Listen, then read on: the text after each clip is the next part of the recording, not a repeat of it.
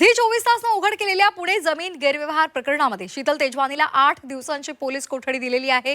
बनावट कागदपत्रांद्वारे शीतल तेजवानीनं सरकारची फसवणूक केली असून या प्रकरणामध्ये अधिक तपास करायचा असल्याचं सरकारी वकिलांनी कोर्टाला सांगितले आणि त्यावर दोन्हीकडे युक्तिवाद ऐकल्यानंतर पुण्यातील पौड कोर्टानं शीतल तेजवानीला 8 दिवसांची पोलीस कोठडी सुनावली।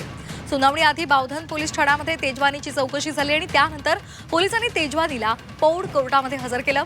पुण्यातील कोरेगाव पार्क जमीन घोटाळा प्रकरणामध्ये न्यायालयाने कोठडीमध्ये असलेल्या शीतल तेजवानीचा ताबा पिंपरी चिंचवड पोलिसांनी घेतलेला आहे।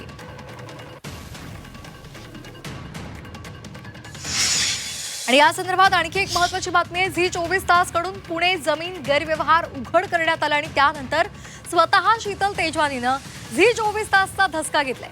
राज्यामध्ये खळबळ उडवून दिलेल्या या प्रकरणाची प्रत्येक अपडेट सुरुवातीपासूनच सर्वात आधी झी 24 तासनं दाखवलेली आहे, प्रेक्षकांसमोर मांडलेली आहे आणि त्याचा धसका शीतल तेजवानीनं घेतलेला आहे।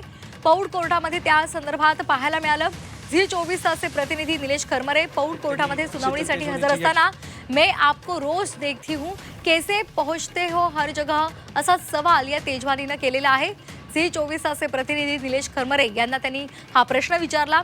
शोध पत्रकारितेचं तत्व जपत झी 24 तासनं पुणे जमीन गैरव्यवहार प्रकरण उघड केलं आणि त्यामुळे शीतल तेजवानीनं झी 24 तास वृत्तवाहिनी या वाहिनीच्या पत्रकारांची धास्ती घेतल्याचंच पाठीच्या प्रश्नातून समोर आलंय।